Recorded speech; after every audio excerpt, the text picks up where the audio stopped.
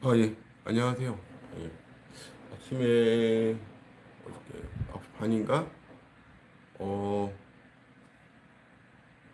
어, 예, 안녕하세요. 어, 반갑습니다. 사실 어저께 요즘에 안 좋은 일이 생기는지, 어저께 이제는 학교 세미나 갔다가, 좀 말하기는 좀 뭐라고 그러는데 자세한 이야기를 하긴 그런데, 이거 뭐, 모 회사에 있는 분이, 발표를 하는데, 이제 질문을 했거든요. 그쪽은 박사 쪽이고 저는 이제 배우는 입장이니까 학술 대표. 그 전에도 좀 약간 그쪽 부류분들하고 마찰이 있는데 학교에서 원래 마찰이 있으면 안 돼요. 나이가 먹어서 그런다. 예, 아니야. 그 질문하다가 이제 갑자기 엉뚱한 소리를 이렇게 하더라고. 뭐 유튜브 폭락론이 어떻고 뭐 이런 얘기를 해갖고 그 폭락론자 얘기한 사람이 저라고 질문을 하는데 그 얘기를 하더라고. 예, 뭐 그 주택 가격이 상승한다 막 그런 얘기인데 아주 주요 기관에 있는 분이 그런 이야기를 하더라고요. 그래서 지금이라 집을 사야 된다. 그런 말씀을. 그런데 집을 사고 이런 거보다 학술대에 와갖고 그런 얘기를 막 하니까 사실은 예, 감사. 이게 지금 어, 공적인 자리에서 그러니까 황당하더라고. 거기다 이제는 저하고 저희 시청자들 모욕적으로 막 대놓고 얘기를 하니까 참을 수가 없어. 그 사람이 나라고 그랬더니 사실 학술대 그러니까 이걸 이제 공식적으로 하지는 않고 비공식적으로 얘기는 할게요. 지나간 얘기로. 어저께 분위기가 완전 개판이 났어요. 때문에 제가 그냥 주인 같아갖고 다들 이제 여기 이제 박사 받으려고 이제 수업 하는 분들이니까 아무래도 그쪽은 갑이고 저희가 을이니까 거기 이제 발표하고 이런 사람들 잘 보여야지 이게 도장을 찍을 거 아니야. 그런 생각을 하는 것 같아. 어떤 거냐 그러면 이런 그러니까 경제 순환인데 황당하더라고. 그러니까 이게 지식인 사회가 그런 게 이제 부조리한 거. 그러니까 사회가 지금 불공평하고 불평형한 관계에 대해서 학교나 이런 세미나에서 이제는 이거에 대해서 원인을 밝히고 이거 대책을 만들고 이런 자리가 아니고 재테크 무슨 세미나 현장처럼 그런 게 사실은 상당히 사람을 초라하게 하죠. 공부를 하는 이유에 대해서 사회학을 공부한 사람들이 그러려고 사회학을 공부하냐 이거죠. 젊은 사람들 집사라고 지금 아니면 되냐. 그러니까 지금 집값이 다 올랐다 그러는데 이게 내가 뭐 모욕받을 그런 것까지 그런 자리에서까지 그런 대접이나 모욕을 받을 이유가 없겠더라고. 그래서 내가 그런 애 분위기가 아주 싸해졌어요. 학생이니까 아무래도 그쪽 입장에서는 그렇게 이렇게 반발할 줄 몰랐던 것 같아요. 근데 제 입장에 부당하니까 어차피 그분은 뭐 거기 발표하러 일부러 자기 시간 내고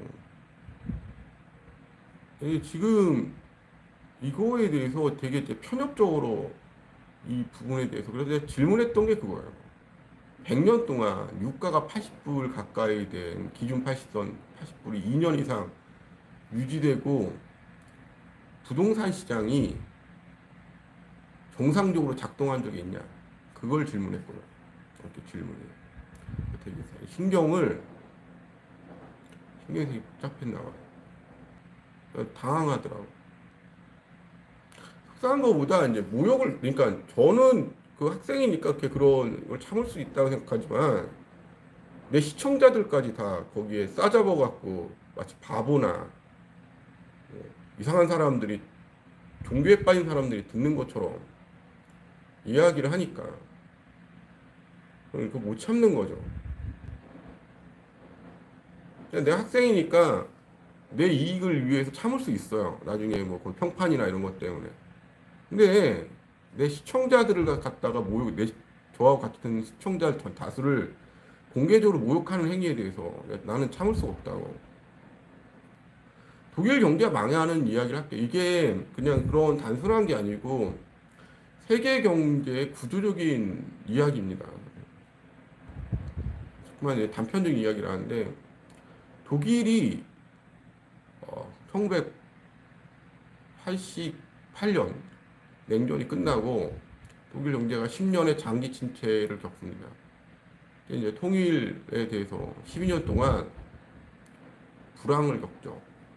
불황을 겪는데 2000년 초반에 EU가 통합이 돼요. 98년에 마스트리히트 조약에 의해서 통합이 되면서 독일의 부흥이 유럽 통합 때문에 이루어집니다. 그 얘기는 독일이 제조업 국가예요.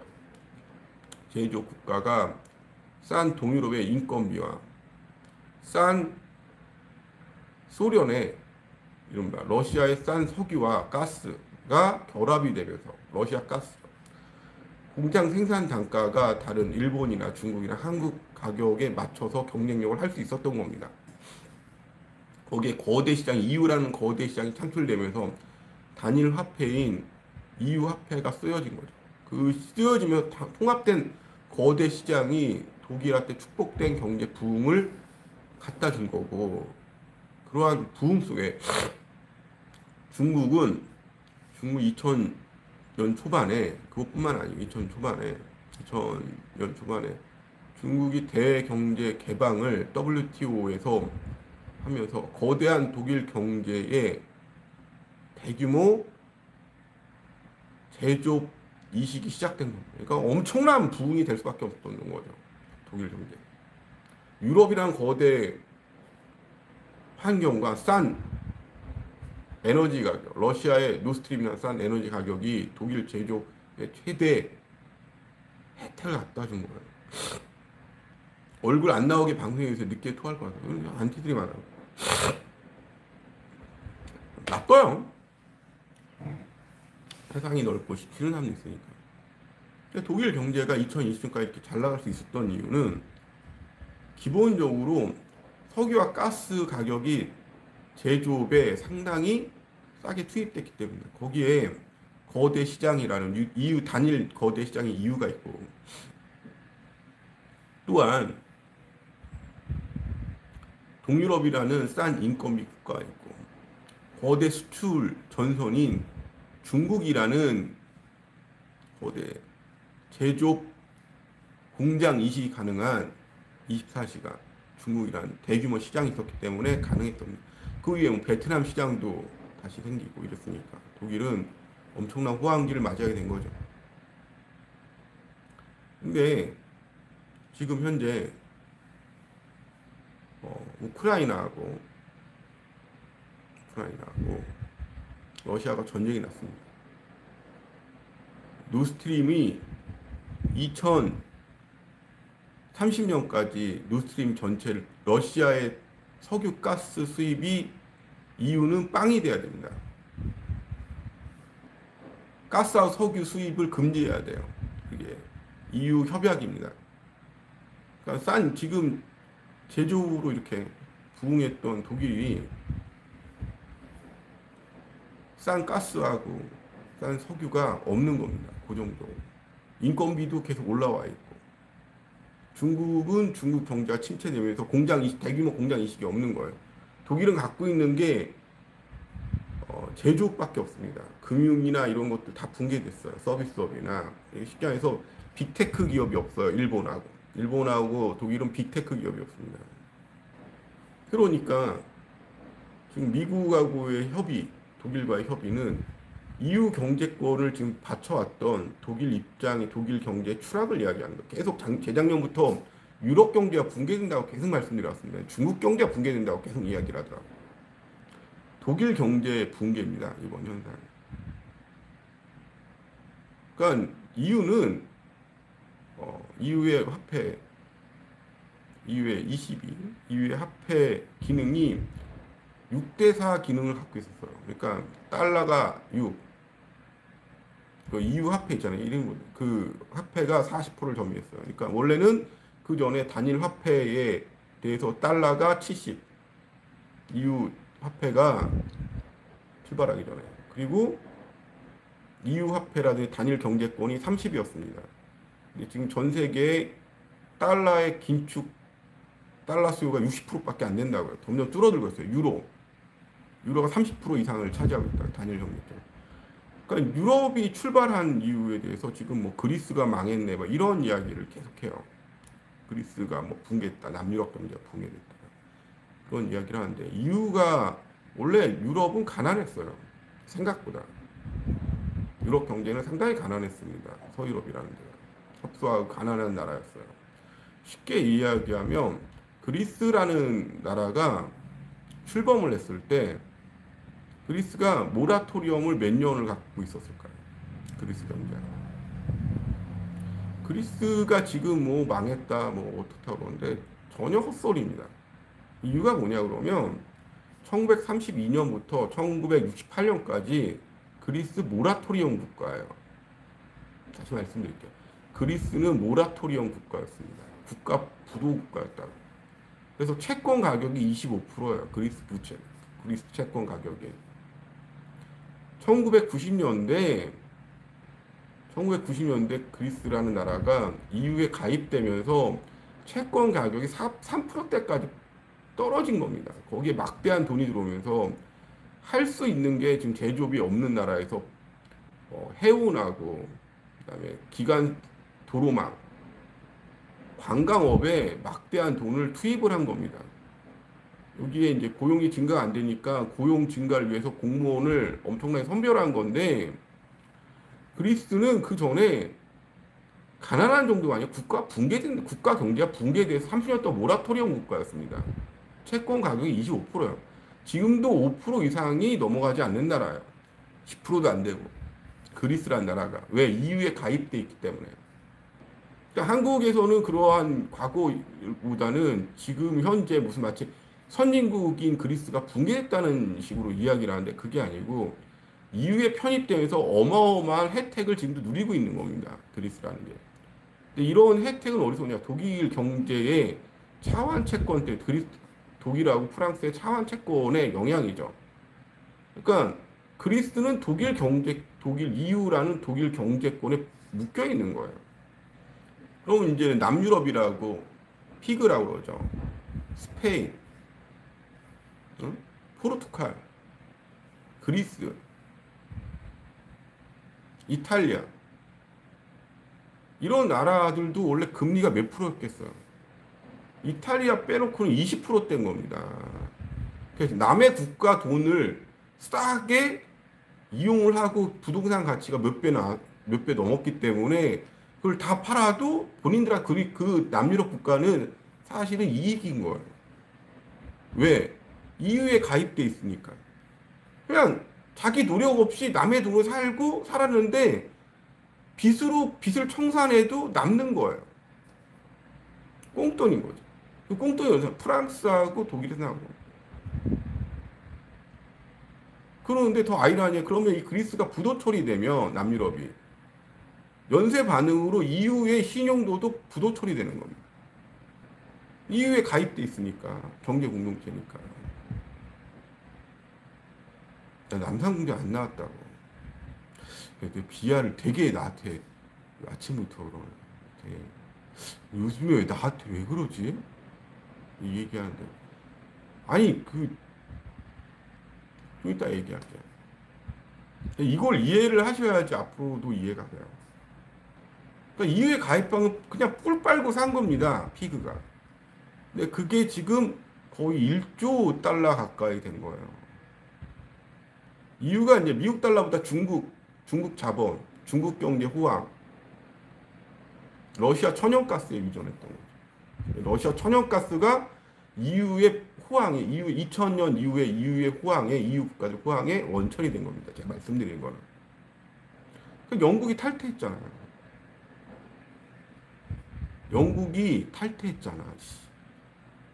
그러니까 생각보다 복잡한 사연이 있는 거예요. 영국도 그냥 탈퇴한 게 아니고. 그럼 중국은 어떤 입장이냐? 중국은 홍콩을 통해서 유럽에 있는 영국, 프랑스, 독일의 자본은 홍콩을 통해서 중국 지방 정권에 20년 동안 중국에서 벌었던 돈이 중국으로 재투자가 된 거예요. 다시 말씀드릴게요.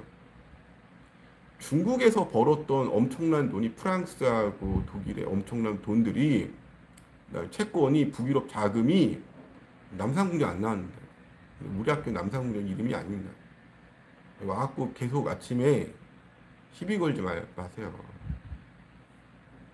말씀을 드리는데 이거 남들 듣고 있잖아요. 계속 신경 쓰지. 저기 방송 중단할까? 아는 사람한테는 들어. 이런 얘기 해줄 수 있는. 이게 상당히 중요한 이야기니까 앞으로 잘 들으세요. 응? 중단할까 당신 때문에? 모르겠어. 나에 대해서 지금 엄청 견제들이 장난 아니에요. 방송을 못할 때 스트레스 옛날처럼. 자, 중국의 유럽 자금하고 북유럽 자금이 20년 동안 끊임없이 들어갔습니다. 그러면 이 자금은 왜 들어갔을까? 어디에 투입됐을까? 네. 중국의 지방 정권에 들어간 겁니다. 그러니까 중국의 지방 정권은 어떠한 기능이 있을까 하는 거예요. 중국의 지방 정권은 중국 지방 정부의 부의 권한이 있습니다. 그러니까 세금을 거두면 분책이라고 그러는데 중국의 세수 구조가 분책이라고 합니다. 이 분책을 알아야지 이거에 대해서 좀 그런데 이것만 좀 알면 나머지 다 이해가 돼요. 분책이란 뭐냐 같으면 세금을 걷는 지방에서 세금의 일정 세금을 걷는 거에 70%는 중앙 정부에 갖다 주고 30%로 지방 정부의 시민들의 복지, 도로, 항만, 지방 정부 전체의 후생성과 일반 생활, 경제 발전을 지방 정부가 다 책임을 져야 됩니다. 다시 말씀드릴게요. 그러니까 중앙 정부는 세금만 가져가는 거고 지방 정부는 작은 세금으로 그 전에 등소평은 이 분책제도라는 거를 주지 않았어요. 이거는 그 시진핑 전에 1990 분책제도 생긴 건 98년 정도인데 이게 이제는 어떤 기폭제도 됐지만 그 전에 지방정부 재정을 탄탄하게 했습니다. 분책제도 없을 때는 지방에서 세금을 거둔 거에 대해서 지방이 온전히 세금을 다 쓰는 거였어요.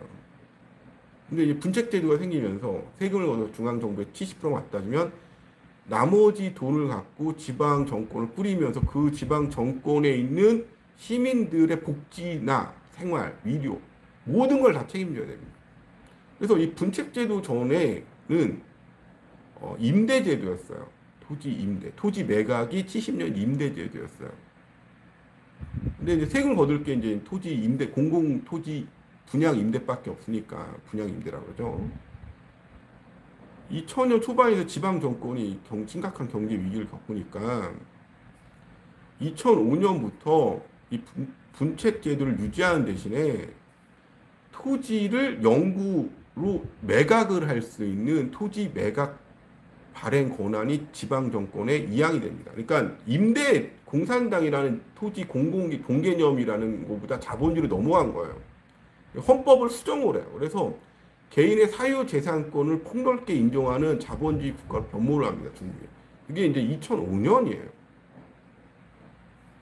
그러니까 이러다 보니까 2005년부터 기업이나 개인에 대한 사유재산권 개념이 폭넓게 인정이 되다 보니까 그거에 대한 투자 자금이 유럽에서부터 유럽 자금이 중국에서 중국은 미국에 수출해 돈 달러를 벌고 달러는 유럽으로 하고 유럽 자금이 다시 지방 정권으로 세수가 들어간 겁니다. 폭증하게 들어간 거예요.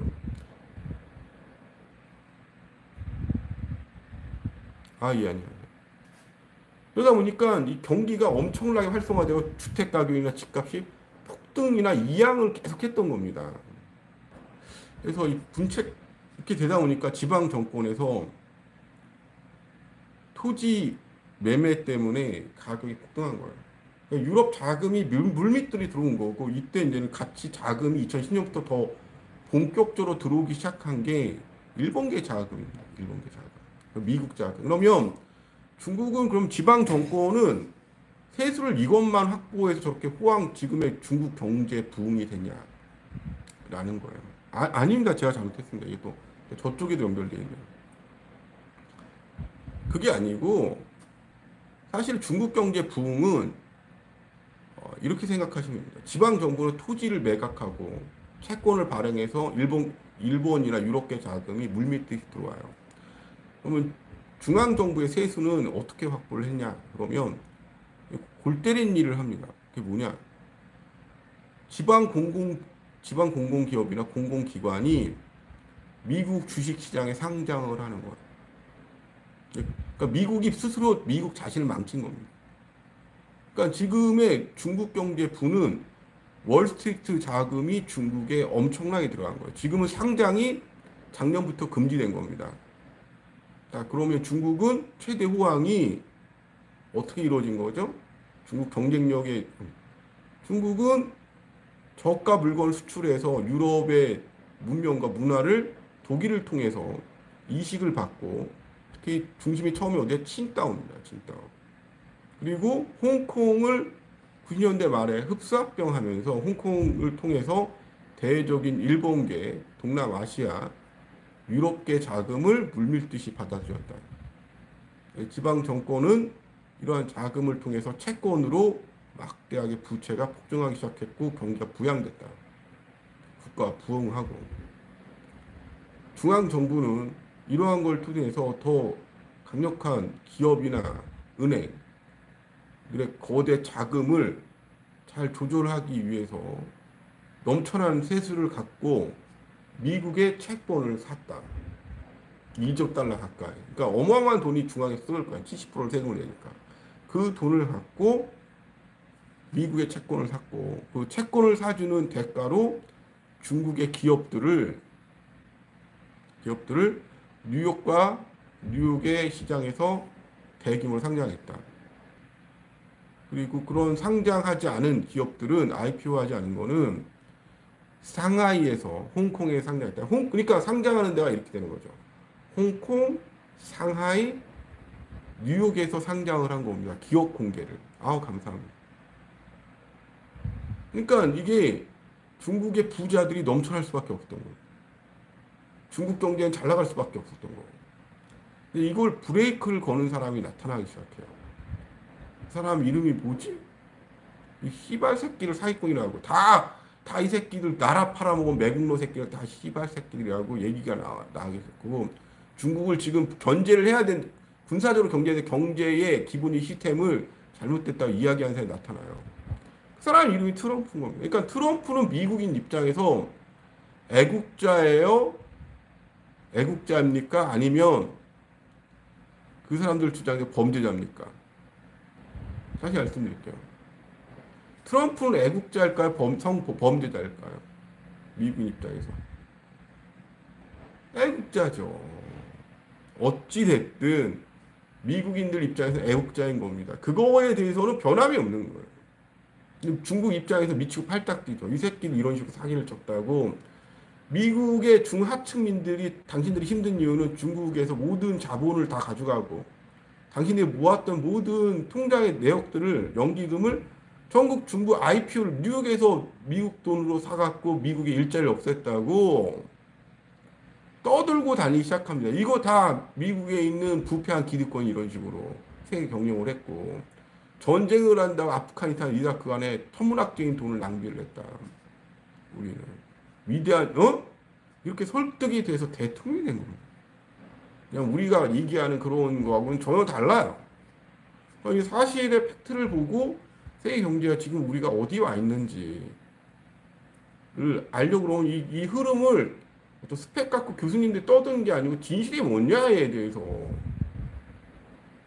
생각을 해야 되는데 우리나라에서는 계속 그거예요. 반공이라든지 뭐 이런 식으로 이러한 실질적인 흐름에 대해서 아주 한 5분이면 간편하게 사람들한테 알고 있을 텐데 흐름에 대해서는 말을 하지 않고 막 아주 폭넓은 지식을 자세하게 알려준단 말이에요. 그래서 이게 문제가 있다는 겁니다. 우리나라 지금 혼돈이. 지금 러시아가 지금 이게 전쟁이 일어나면 북한에 자동 개입하겠다는 게 이게 이런 협상이 되고 이런 게 이 지식인들의 미친 짓 때문에 그런 겁니다. 한국의 기득권하고. 아우 감사합니다. 예. 그러니까 이게 아는 사람들 입장에서는 이 기본이 흐름을 모르니까 다 옛날 얘기 갖고 와서 하는 거예요. 유럽 경제가 제가 왜 계속 붕괴된다고 그랬겠어요. 유럽 경제 기본이 독일 경제가 기초인데 독일 경제 자체가 어디에서 이 독일 경제 생산성을 갖고 왔겠어요?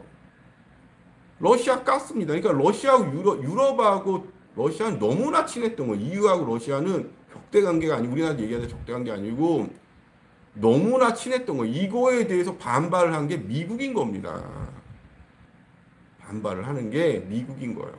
니네 우리 앞마당을 러시아가 지금 마음대로 들쑤셔? 이렇게 된 거지. 지금 EU하고 러시아가 만약에 합치게 되면 미국 경쟁력 자체가 또 하나의 적이 생기는 거 아니에요. 미국 입장에서는 반대되는 이야기라고. 그리고 우크라이나 전쟁이 터진 거예요. 그러니까 이거에 대해서 사실은 일정 부분 누가 이거에 대해서 주도를 했냐 봤을 때 누가 했냐 봤을 때 각자 입장이 있겠지만은 사실은 이 전쟁은 누가 이거 주도한 것 같아요. 미국의 세계 경영이죠. 이번 전쟁에서 혜택을 다 미국이 보니까 달러 긴축 통화 기득권을 유지하는 이후에 화폐 기능 확대가 30% 40%가 된 게 엄청난 거예요. 세계 긴축 통화에. 거기에 이유도 경제적인 패권의 힘이 점점 강해진 거고 이거에 대해서 미국이 엄청난 위협을 느낀 겁니다. 그래서 이번 전쟁을 통해서 EU는 러시아와 결별을 해야 돼. 그러니까 미국이 이렇게 선택을 한 거예요.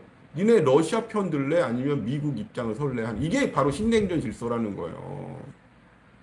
이거를 신냉전 질서라는 게 중국 얘기가 아니고 지금 어떤 편을 들까인데 EU도 당연히 누구 편을 들겠어요. EU도 당연히 미국 편을 들 수밖에 없고 미국하고 나토가 가입돼 있으니까 이걸 그래서 나토가 붕괴됐다. 신냉전이 여기 있는 거지. 중국하고는 거의 관계가 없는 얘기라고 사실은. 중국은 외부적인 거고. 왜 미국하고 유럽이 헤어지고 싶어도 미국하고 뭘로 관계돼 있어요? 나토로 엮여 있으니까. 그럼 이렇게 되는 겁니다. 정리가.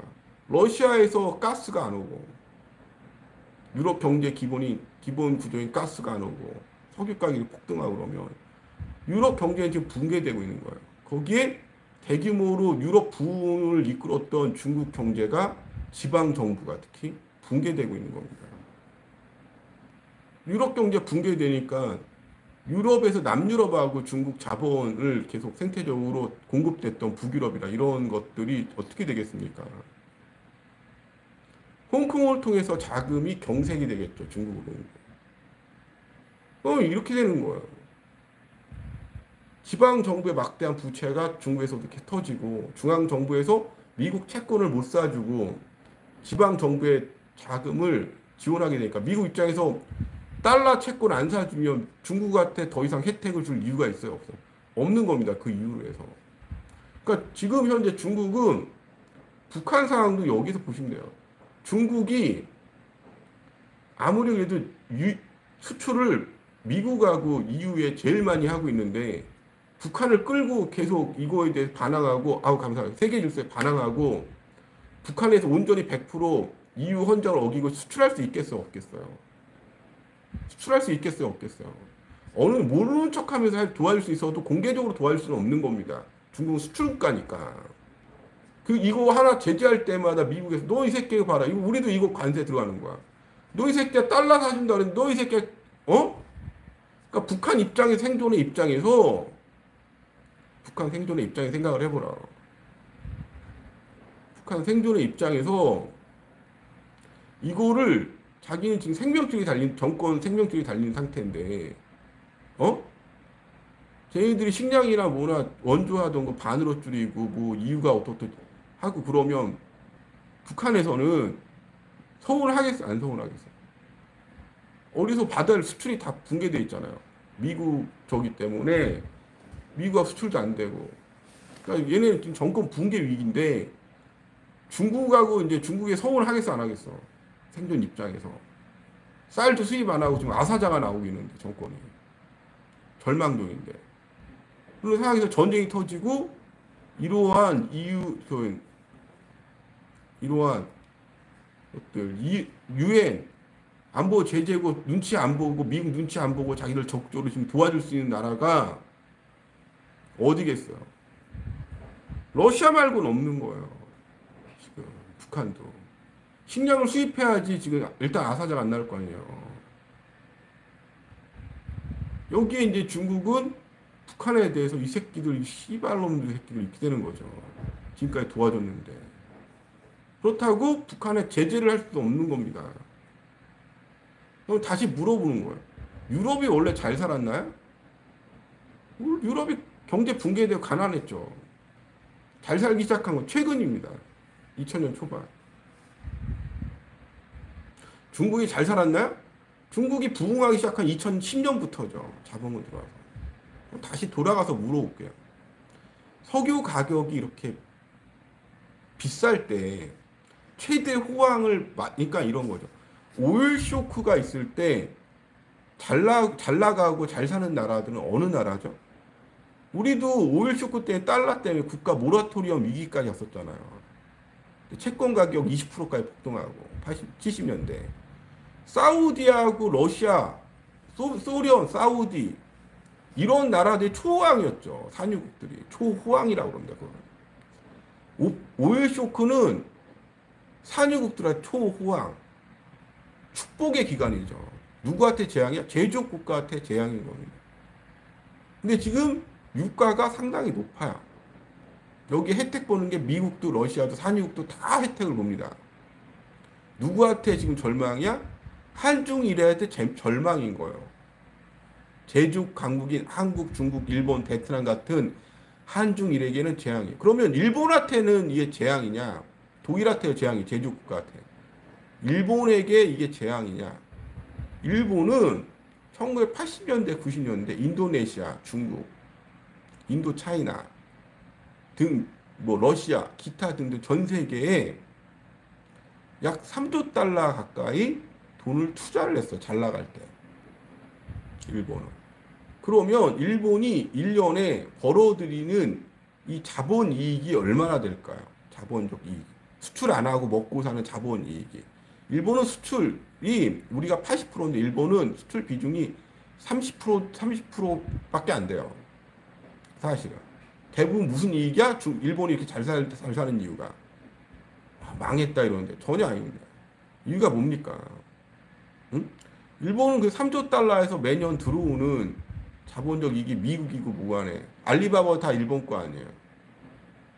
자본이 2천억 달러입니다. 2천억 달러. 그러니까 이 배당을 통해 들어온 돈이 자본 이익이 2천억 달러예요. 일본. 망한다고 하는. 아니 걔네 반토막 났던 대출이 없으니까 또 좋을 때 또 더 많이 들어오니까. 그러니까 이렇게 되는 겁니다. 독일이 약 2,500억 불 정도 수출 이익을 얻어와요. 중국이 그간 평균적으로 4천억 불 정도 이익을 얻어왔습니다. 그럼 일본은 수출 안 하고 수출을 하는데 그거는 평행한 거고 자본 이익으로 매년 2천억 불씩 흑자를 쌓아왔어요. 한국도 자본 이익에 빨대 1년에 400억, 500억 달러씩 갖다 바치는 기계입니다.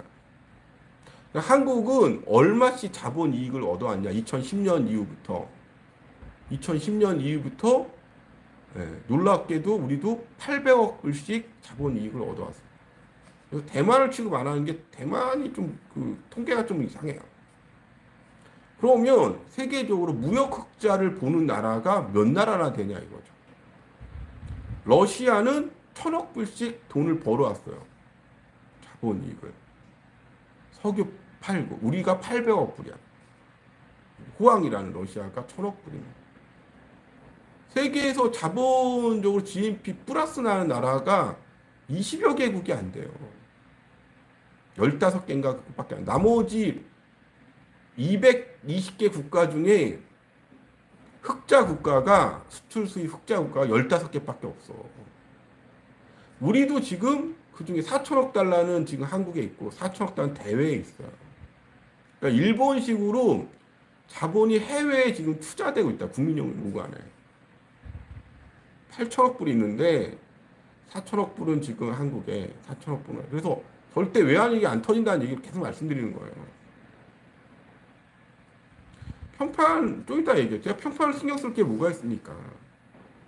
한국이 채권국이라고 4천억 불 낸다고. 이게 지금 일본이 처음에 이제 이런 식으로. 근데 지금 이런 석유 유가가 이렇게 올라가게 되면은 이런 지역국 화폐 가치가 계속 어떻게 되겠어요? 수입 가격이 계속 떨어진다고. 지금 제조업이고 뭐가 우리나라 지금 다 붕괴되는 이유가 뭐냐? 수입 물가 폭등으로 떨어지는 게 아니다. 수입하는 것들의 가격 경쟁이 하락을 해서 국내 제조업이라든지 서비스 생산이 비싸고 망하는 거예요. 환율 차이로. 지금 그래서 이게 플라자 합의라는 겁니다.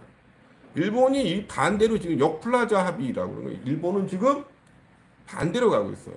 금리를 아마 다다음 달이면 일본이 올릴 것 같더라고. 지금 유럽 경제 중심 독일 경제가 붕괴되고 있다는 이거예요. 독일 경제 그러면 기본을 지키려고 그러면 제조업도 있어야지, 빅테크라든지 아니면 금융국가에서 금융이 있어야 하는데 지금 독일은 슈투트가르트 사태 70년대부터 세계 최대 은행들이 다 부도났어요. 쉽게 말하면. 그러니까 적자예요, 적자. 그러니까 독일이 돈을 벌어갖고 중국에다 지방 정권에다 돈도 빌려주고 북유럽 애들도 독일 경제권에서 다 빌려주고 그랬지만 지금 뭐 피그라고 해갖고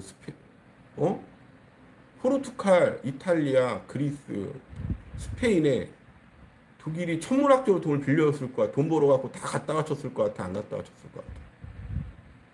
이 게으른 개돼지 새끼들한테 다 갖다 바쳤을 것 같아. 원래 거지 새끼들인데 EU에 가입해갖고 갑자기 선진국 돼갖고 그러니까 지금 남유럽 경제가 아무것도 없는 새끼들 아니에요, 얘네들. 원래 거지 새끼들인데 EU 가입해갖고 갑자기 선진국 돼 아무것도 없는 선진국 된 사람들인데 가입만 해갖고. 근데 독일이 돈 빌려준 거를 은행에서 받을 수가 있겠냐고.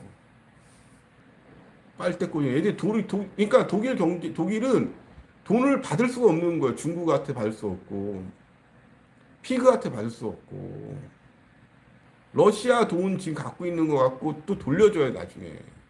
유럽 경제가 붕괴되고 있는 거죠. 그렇다고 이걸 유지할 수 있는 가스를 들을 수 있는 싼 가격에 제조를 돌릴 수 있는 제조 경리 갖고 있을 수 있는 노스트림을 가독할 수도 없는 겁니다. 그러니까 이번 경제 이게 뭐예요? 독일 경제 대붕괴. 그래서 제가 재작년부터 독일 경제 대붕괴하고 앞으로 원자력 시대이기 때문에 원전이 앞으로 대세다 이럴 때 계속 그러더라고요. 한테 뭘 알고 까부냐는데 뭘 알고 까불 게 뭐가 있습니까? 와갖고 이제는 학벌 얘기를 한다고. 남산공전을 얘기할게. 이게 신화 같은 얘기야. 제가 그 시골에서 올라와서 공부도 잘 못했어요, 말대로. 미라 공고라고, 저는 시골 사람이라 그게 명동에 있고 그래서 인문계를 갈 수 없으니까 취업을 해야 돼. 그것도 야간에 갔어요. 주간에는 아르바이트를 해야 되니까. 갈 수 있는 학교가 몇 개 없더라고, 사실대로 말하면. 시골에 중3 때 올라와서.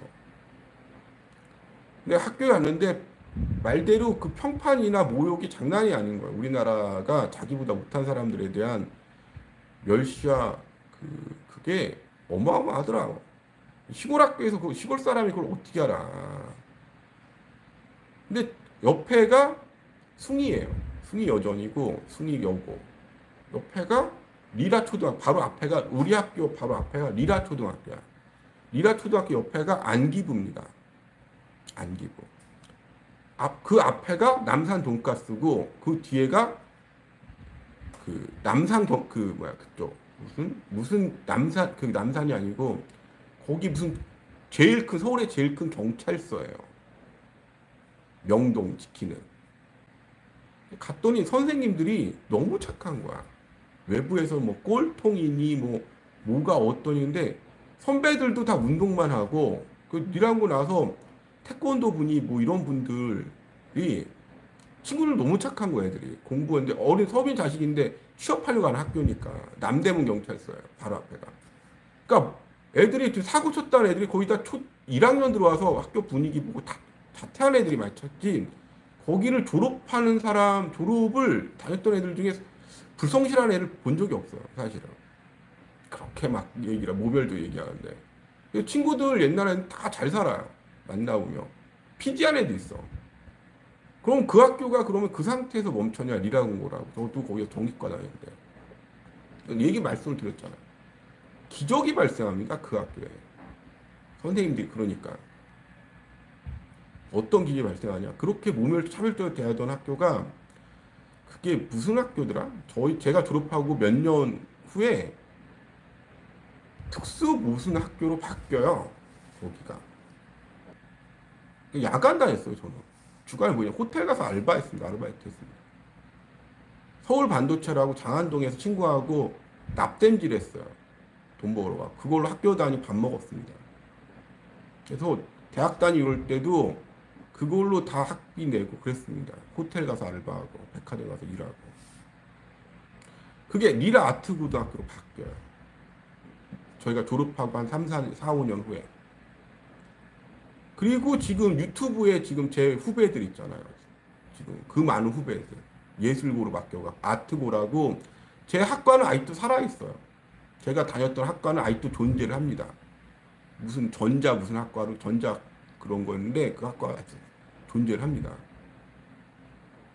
그래서 제 그때 친구들이나 이렇게 보면 다들 아르바이트를 했어요. 서민 자식이라. 누가 먹여 살리는 거 아니잖아. 그러니까 누가 뭐 철부지 행동을 하고 무슨 나쁜 짓을 하려고 해도 취업 때문이나 아니면 그런 것 때문에 여유가 있는 집에서 그 짓을 할 수 있다고. 여유가. 근데 서민 자식으로 말대로 공부도 잘 못하고 차별과 멸시 속에 학교 다니는데 할 수 있는 게 뭐가 있겠어. 사실 이 땅에서. 그리고 이 땅에서 그렇게 좋은 학교 가서 몇 명이나 되고. 근데 와서 이제는 제가 이제 솔직하게 제 인생에 대해서 얘기하거나 진실하게 얘기를 하면 한국 사람 그거를 약점을 삼아서 비웃고 짓밟습니다. 그러면 제가 제 환경에 태어나갖고 남 속이지 않고 뭐 뒤통수 많이 당하고 이용도 하고 그런 환경을 당연히 뒤통수를 쳐대 모욕을 해도 된다 이런 식으로 와서 막 행동을 해요. 특히 투기하시는 분들이. 근데 물어보고 싶어요. 너는 나 같은 환경으로 자라면 나처럼 살 수 있냐? 나처럼 살아 내 위치에 올라올 수 있니? 그리고 그 학교 말씀을 드리면 참 선생님들이나 후배가 대단한 게 그러한 모멸적인 환경, 서열 위주의 그 모멸적인 환경에서 그 학교 학생들의 선생님들이 훌륭하니까 감사합니까? 기적들이 발생합니다. 그 학교 리라토 유튜브에 다 보면 스타니 뭐냐면 다 우리 학교 애들 아니에요. 제 후배들 아니에요. 거기 한류 스타들이 계속 나오는 거야.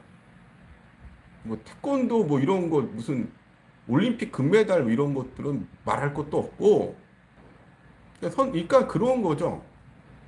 그런 환경에서 누가 차별하든 모욕을 하든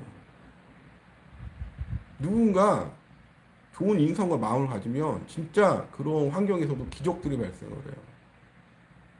그래서 그 학생들, 그 친성이 그러니까 그 제자 학생들이 계속 한류 스타들이 다 나오는 거야.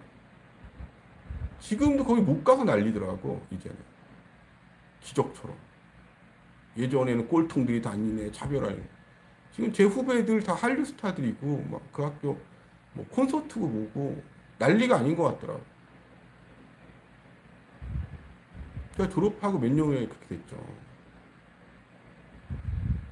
지금 리라 뭐 이렇게 치면은 다 뭐 콘서트 하거나 자신감 있고 자유롭고 한 후배들이 그 충무로나 명동 일대에서 거기 나와서 그러니까 한류 스타 그 만들어 갖고 그하고 뭐 체육이나 이런 것들은 금메달 리스트고 무관에 계속 나오는 거야. 그 꼴통학교라고 하는 데서. 그런 식으로 기적이 발생하더라고. 그래서 그 학교를 그렇게 하고, 그래서 뭐, 보면, 브이로그, 우리 학교 그, 리라 아트고, 브이로그가 유튜브에 엄청 많이 올라와요. 스타라고. 삶이라는 게 남이 규정하는 게 아니라고, 말대로. 내가 어떻게 어떤 마음을 갖고 살아가냐가 말씀대로 꼴통학교라 주변에서 수근수근 하던 게 지금 그 뭐라고 명문학교라고 얘기하기 그렇고 예술체육계 고등학교 명문이라고 그래나? 그런 식으로 바뀌더라고. 그리고 와서 이제 옛날 얘기를 하는 거예요. 뭐 가난한 사람들 가서 먹고 살려고 학교 다니는 왜 비하하냐. 가난한 하층민 계급에서. 근데 내가 자본가들 입장에서 이야기하는 거. 내가 하층 계급의 고통을 겪어보고 내가 기술자로 살아보고 내가 석박사 다니면서 느꼈던 것들, 모순들 이런 것들 그대로 얘기하잖아. 내가 언제 누구 돈 받고 내 시청자들이나 사람들 팔아넘기는 거 봤어? 내 환경에서 최선을 다하잖아. 그게 뭐가 잘못됐다는 건데. 그리고 그 후배들도 계속 기적을 만들잖아. 네 자식들은 지금 보내고 싶잖아. 그게 못 가. 지금은 명문고등학교 돼갖고 학과 특정학과는 콘서트 가서 궁금하시면은 유튜브에 리라라고 쳐봐요. 스타들도 많이 나오고 개성도 강하고. 세상의 기적은 남들이 지정하는 스펙으로 지정하는 게 아니에요. 자신들이 일구 가는 거죠. 그럼 너는 한류 스타들은 다 리라 남산 나왔으니까 가갖고 그렇게 얘기하겠다. 응? 한류 스타 애들 내 후배들이니까 가갖고 너 남산궁전 나왔냐고 한번 물어봐. 아까 뭐라 그러더라? 한류 스타들 많잖아 지금도. 가갖고 너 남산궁전 다니지 한번 얘기해봐. 댓글도 달아보고. 유튜브 보면은 거의 리라 애들로 리라 아트 출신들로 도배가 돼 있더구만. 어떤 사람은 어떤 환경에서 불행을 먹고 평생 모멸을 참고 있죠. 어떤 사람은 새로운 세상을 개척을 합니다. 참고 인내하고. 저하고 제 친구들은 그렇게 세상에서 자리를 잡았네. 동기들도 그렇고. 다 잘 사는데. 응? 내 후배들 다 지금 한류 스타 그러니까 금메달리스트인데 유튜브 방송하니까 유튜브 방송하는 너무 많더만 후배들 중에. 야, 니들 말대로 꼴통학교라고 했던 내가 기적이 발생하고 지금 명문학교가 됐다. 주변에 수근수근하고. 나 올라갈 때 바이올린 올리고 나는 밀싹기로 공부하고 바로 앞에는 누군가 부잣집 딸내미들이 BMW 몰고 오고 같은 건물인데 리라 초등학교하고 리라 공부하고 다른 건물 같지? 똑같은 건물에 같은 건물에서 같이 해. 니네는 다른 사람도 속이고 니네 자신도 속이지. 스펙 갖고. 나는 제일 무서워하는 게 나를 속이는 거야. 그런 환경에서 가난한 서민 자식들 안에서 스타들이 나오고 금메달 리스트가 나오고 미래 유망주들이 계속 나오더라. 다른 선생님들이 뭘로 감쌌냐? 인성과 사랑으로 감쌌어, 엄마. 야, 최소한 내가 여기서 유튜브에 경제 얘기하거나 이럴 때 왜 내 강의를 들려 그렇게 하면서 비하를 해? 내 강의 비슷한 얘기 있을 거 아니야. 우리 더 잘난 사람한테 저를 그렇게 등쳐먹으려는 게 되게 많았어, 살면서. 그런 이야기를 하면서. 마치 정당하고 너 리라궁거나 남산궁전 얘기하면서. 세상이라는 게 그렇게 비열하더라고. 그래서 잘하는 거예요. 이 새끼 사기쳐도 되겠다. 꼴통 사기쳤다는 식으로 자기 사기치거나 등쳐먹는 걸 정당하려고 그러더라고. 그래서 잘 알게 된 거야. 내가 당해왔으니까. 미국이나 다른 선진국 가면은 보통 사람들이 더 살기 좋대. 왜? 속이질 않아. 바보들도 살 수가 있으니까. 속이질 않는데. 한국은 누군가가 가정이 불행하거나 인생이 불행하거나 학업이 좀 성취도가 낮거나 그러면 사기치고 착취하고 사람을 죽일 환경까지 몰아붙이는 거에 대해서 성취감과 승리감에 도취되려고 그래요. 그러다 그게 아니라고 생각하고 자기 벽에 부딪히거나 안 되면 어떻게 하냐? 도망가 버려요. 숨어버려요. 근데 사실은 본인이 똑똑한 게 아니고 사기꾼이란 얘기야. 나 자신한테 솔직해야지. 남한테 솔직하라는 얘기가 아니에요. 나 자신을 속이는 게 가장 무서운 거라고. 학벌도 내가 여기 제일 높아. 유튜버 중에 부동산 하는 사람들 중에 제일 높은 편에 속해. 와갖고 계속 논문도 한번 논문 내라 그래. 그러면 내놓으라 그래. 저널이나. 책을 내놓든 책에 뭐 전문성이 있던지. 니네 내 거 저기 하면 니네 필독도서 부동산 10대 필독도서 내 거는 꼭 보잖아. 야, 내 강의 듣고 내 필독도서 보면서 전문성 익히면서 어? 왜 비하하냐? 유행을 꿈꾸니까 그러는 거야, 인생. 세상 유행이 어딨냐고. 다 내 거 다 카피하고 그리고 내 거 다 베껴가면서 남 노력한 거 훔쳐가는 게 당연하다는 듯이 내 거 다 카피해 가잖아. 니네 할 때 기본적인 거. 말씀드려요. 다 봤죠? 수백만 원짜리 강의한다 그러면 내 거 컨텐츠 다 베껴가서 강의하는 거 아니야. 이번에 뭐 경매치 하면 그거 다 또 베껴갈 거 아니야. 니네가 한 것처럼. 이 새끼는 남산공원 나온, 난 리라 공고라고. 리라 공업고등학교라고. 그때 당시에. 정확하게. 그 다음에 리라 아트학교로 바뀌었고. 그럼 우리 학교 아직도 살아있어. 가보니까. 우리 학교 후배 애들 지금 계속 유튜브에 올라오더라고. 나한테 와갖고. 나 나름대로 성지자서 내 자격증 봐보라고. 그러니까 내 학과 나와서 내가 교수까지 됐으면 됐지. 40 초반에. 뭐가 더, 뭘 잘못 살았다고 그러는 거야. 이쪽에 재능이 있어갖고, 사실 누가 이용도 많이 당했어요. 세상에 공짜가 없다고. 아까 이제 유가 얘기를 마무리할게요. 유가 얘기. 오늘 애들하고 있어야 되는데. 왜 남의 그런 걸 물어보거나 솔직한 게 하고 그걸 계속 자신들의 착취나 사기치는 정당성의 수준이나 폄하의 수준으로 삼으려고 그래. 내 거 강의를 왜 들어요, 근데? 남한테는 그렇게 얘기하면서. 내가 물어볼게. 나한테 뭘 그렇게 배우려고 노력을 하는 거야? 아니, 교수까지 했으면 됐지. 그것도 10년 전에. 그 학과 나와서 자신 났다고. 뭐가 잘못됐다는 건데. 가갖고 호텔에 알바하고. 스위스 그랜드 호텔이라고 있었어요. 저기 녹번동에. 그때 당시 스위스 그랜드 호텔이라고 있었는데. 8번 버스 우이동에 타고 가갖고 아침부터. 주말이면 14시간, 16시간씩. 그때 그 저기가 풀렸다고. 결혼식 그게 풀렸어. 원래 호텔에서 약혼식이나 결혼식, 세미나가 금지됐다가 풀렸었어요. 가서 고등학생이 가갖고 호텔에서 아르바이트해서 생계하고 학교 다니고 학교 졸업했다. 낮에 시간 나면 종로 속 가고 책 읽고. 시골 올라와서 중3 때부터는 조다시 양말 공장이, 방학동에 조다시 양말 공장이 있었어요. 지하에. 거기가 스크린하거나 그 양말 공장 양말 날랐다. 포미 자식이랑. 그게 뭐가 그렇게 잘못된 거냐? 공부할 수 있는 환경도 아니고 살기 위해서 최선을 다한 것뿐이야. 공부도 안 하다가 책상에 앉으면 5분 이상을 못 앉아 있어요, 사실은. 공부를 해보니까.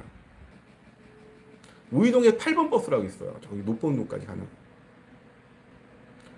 아니, 그렇게 공고 나와서 기능사 따고 취업하고 대학교 다니고 학원에서 정기학원에 강의하고 자격증 따고 계속 공부하고 석박사과정까지 하고 기술사도 공부하고 지금도 공부하고. 뭘 잘못했다는 거야, 유튜버하고. 자기 환경에 대해서 한탄하거나 타협할 수 있지. 어저께도 타협할 수 있지. 박사과정에 내가 박사 심사할 때 얼마나 마이너스겠어. 나는 근데 내 인생에 그런 타협은 안 해. 누가 어떻게 생각을 하든. 난 내 친구들을 팔아먹지 않아요. 모욕하는 걸 참지 않는다고. 내가 주경 야독으로 살아왔다고. 뭘 그렇게 잘못했다는 거야? 넌 자격증 그때 뭐 자격증 몇 개 있다니 4시간이면 딴다며. 너 뭐 산업기사니 기사 자격증이니 그런 게 4시간이면 따니? 실무하고 이런 것도 뭐 몇 시간이면 되고? 제가 뭘 그렇게 잘못한 거야? 아버지 알코올 중독에 가난한 시인의 서민 가정의 계모 밑에서 친인척들 무시하고 멸시 속에서 오로지 그때 저 온전히 받아줬던 게 그 학교의 선생님과 친구들이었어요. 거기를 갔다 오는데 나도 같이 그렇게 그런 환경에 나를 온전히 받았던 사람들을 내가 배신하고 모멸적으로 대하고 같이 비하해야 되겠습니까? 난 그 친구들 덕분에 지금도 숨을 쉴 수 있다고 생각을 합니다. 그 환경에 저를 온전히 사랑해주고 아껴줬던 친구들 덕분에, 선생님 덕분에 그 고등학교에서 내가 지금 있다고 보고 있어요. 그리고 내 후배들도 지금 세계적인 가수가 되고 세계적인 아티스트들이 계속 탄생한 이유도 그런 환경 속에 있기 때문에 그렇다고 생각이 들어요. 누군가 그런 얘기를 하더라고. 그런 게 기적이라고. 아니, 지금 무슨 어릴 때 이게 난 지금 살아있는 자체가 기적 같아요. 그때 어릴 때 생각하면. 근데 방송도 이제 폭파하고 이제 처음부터 다시 시작하는데, 어? 이게 끝까지 와서 그러니.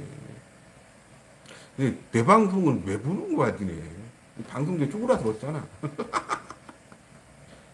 부동산 시장 계속 말씀인데, 그거가 아킬레스 같아요. 고유가가 고금리를 불러오고, 고물가를 불러오고, 고임금을 불러옵니다. 그렇게 되면 경기가 침체되죠. 고유가 경기 침체에 부동산 시장이 살아난 적이 있는지 한번 묻고 싶은 거예요. 다 떠나서. 이 모든 현상의 근본이 뭐냐? 고유가에 있어요. 그리고 저유가로 간다면 저유가 기간이 상당히 돼야지 다시 부동산 시장의 탄력성을 받습니다. 그러니까 앞으로 상당히 부동산 시장 침체란 이야기예요. 생각보다. 그러니까 그래서 미쳐서 오도 가도 못해서 뭐 올랐다 내렸다 아니고 부동산이 매매가 안 된다고. 3조 호황이 옵니다. 앞으로. 이러한 냉전 시대가 되면 냉전이 고착화되면 다시 유가가 폭락하고 3조 그러니까 호황이 와요. 사실은 이 깊은 불황은 새로운 호황의 전조 증상입니다. 그때 되면 다시 부동산 시장이 살아나고 그러는데 3조 호황이라는 거 유가 저가 왜 그러냐 미국이 유가를 아주 생각보다 심각하게 폭락시킬 가능성이 높아요. 왜? 그리고 3조 왜 유가가 이렇게 폭락을 했을까요? 사우디아라비아를 설득해서 미국이 유가 폭락을 하면요 미국의 적들도 미국의 자동으로 붕괴합니다. 소비에트가 70년대 세계 패권국에 위치해 있어요. 세계 최대 호황이었고 이유가 뭐야? 유가 폭등에 있었던 겁니다. 저유가는 뭐예요? 러시아 경제 붕괴를 이야기합니다. 그러니까 중국의 생산품 제조업 생산 기지가 어느 정도 리밸런싱 되면은 제가 볼 때 저유가 상태, 저유가 쇼크가 올 가능성이 높죠. 그러니까 세상은 지금 돌고 도는다는 얘기를 말씀드리는 겁니다. 그러니까 정치적으로 미국 경제가 어느 정도 챙길 걸 다 챙기면 기록적인 저유가로 갈 가능성이 있겠어요, 없겠어요, 장기간에. 그런 것도 역사적으로 해서 참고할 만한 일이라는 거죠. 질문, 짧게 질문 받겠습니다. 제가 뭐 머리가 이렇게 똑똑하고 대단한 사람은 아니지만 제가 태어난 거 환경에서는 남들 살려고 발악을 했다고 생각을 합니다. 이게 기분이 좋을지 기분이 나쁠지 아니면 혐오스럽게 보일지 그거는 본인의 선택이겠지만은 사람 면전에 대고 그런 이야기는 자제해 주세요. 저 말고도 이 방송 듣는 저 같은 환경에서 말 못한 사람들이 생각보다 많을 겁니다. 다 잘난 환경에서 자라지 않아요. 역사가 반복되는 거예요. 어떤 환경에 남성 의원이 어떤 환경에 태어났든 왜 그 사람이 온전하게 그 사람을 알지 못하는데 비하를 합니까? 그럼 나는 내가 살아가는 환경을 거짓말로 여러분들한테 이야기해야 될까요? 주택 계속 이어져요. 그리고 제가 이야기한 것들이 뭐 그런 환경에 태어났으니까 거짓말일 수도 있잖아. 잘 모르는 거 두덜거릴 수도 있고. 다른 교수님한테 가서 물어봐. 맞냐고. 항상 공부하고 이러는데 자기가 스스로 뭐 노력하고 이러는데 어떤 환경이 중요해. 자기 위지가 중요한 거지. 그 위지들이 제 말씀대로 남산공전인의 리라공고라고 하는 그 학교만 보셔도 세계적인 스타나 세계적인 아티스트가 계속 나오는 거 보면 기적을 만들어냅니다. 세상은 내가 기적 내리는 게 아니야. 아니, 남이 기적 내리는 게 아니야. 자신의 위지일 뿐이지. 각각의 재능하고. 궁금한 분들은 리라라고 치고 유튜브에 보시면은 수많은 제 기적을 만들어내고 있는 후배들이 보실 겁니다. 감사합니다. 스승의 사랑이 중요해. 스승의 사랑이 중요해요.